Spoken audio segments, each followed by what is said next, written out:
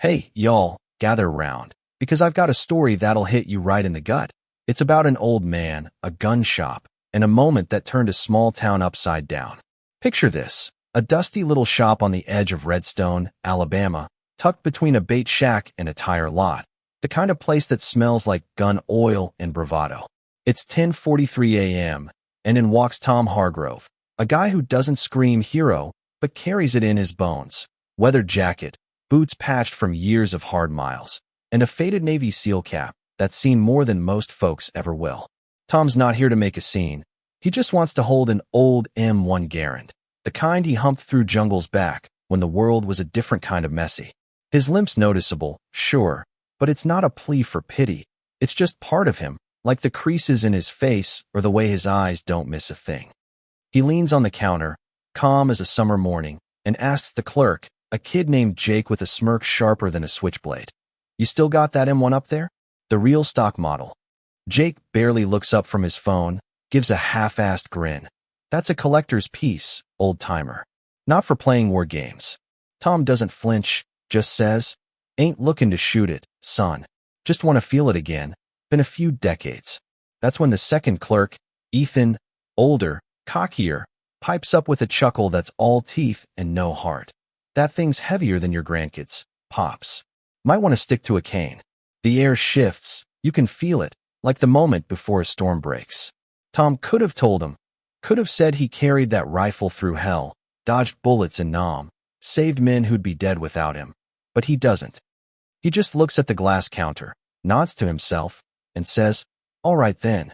He turns, slow, deliberate, and walks out, the door chime mocking him as it fades. Jake laughs, "See ya, Rambo," and Ethan mutters, "Place ain't a damn museum." They go back to their phones, oblivious, while a woman in a gym shirt by the ammo rack watches it all, her jaw tight, her phone already in her hand. Now here's where it gets good.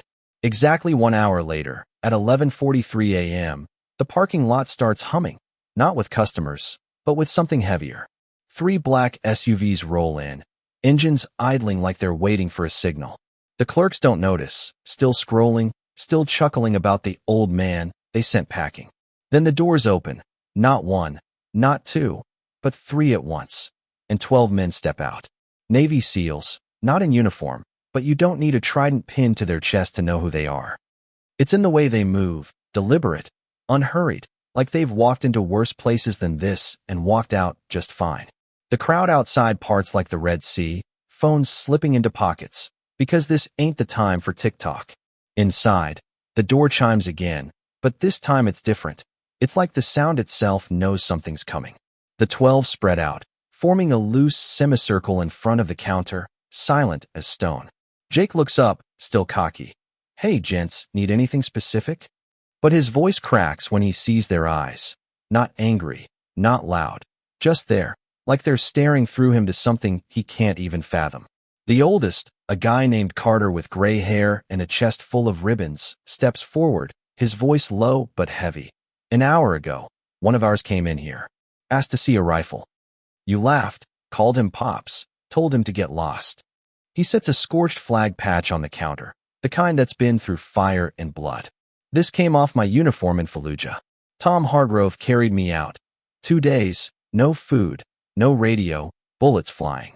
He didn't ask for a medal, didn't ask for your respect either, but you treated him like garbage." Ethan stammers, "We didn't know. Man, honest." Carter doesn't blink. "That's the point. You didn't ask." He sets down a photo. 8 guys, young, sunburned, grinning in some desert hellhole. Tom in the center, arms crossed. That same half-smile he wore when he left. Jake's face goes white, like he's just realized he didn't just mock an old man. He mocked history. The SEALs don't say another word. They turn, walk out, and drive off, leaving nothing but silence and that photo staring back at the clerks like a ghost they can't unsee. By noon, the story's already spreading. Some guy in the shop snapped a picture. 12 SEALs, standing like a wall, no fists, no shouting, just presence. It hits a veteran group on Facebook with a caption, "Mess with one SEAL, you get 'em all." Shares pile up, comments too. "That's Tom Hargrove, saved my dad in '68. He pulled 3 guys out in Panama. Never said a word about it." By 2 p.m., a local news van's outside, and the story's got a name, the Silent Stand. The shop's not just a shop anymore, it's a shrine. People show up, not to buy, but to leave things, a challenge coin, a folded note that just says honor, a single white rose against the door. The manager, a guy named Ray who wasn't even there that day, comes in, sees the photo, the patch, and doesn't say a word. He pulls the M1 Garand off the wall, sets it next to the photo, and writes a sign. He carried it once. We'll carry it now. Tom, though, he's not on social media, not chasing the spotlight. He's back at his usual spot, a corner booth at Millie's Diner, sipping black coffee, same as always. Doesn't know the town's buzzing, doesn't know his name's trending.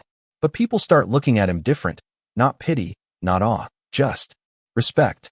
A week later, a kid from the local high school, doing a history project, gets an envelope.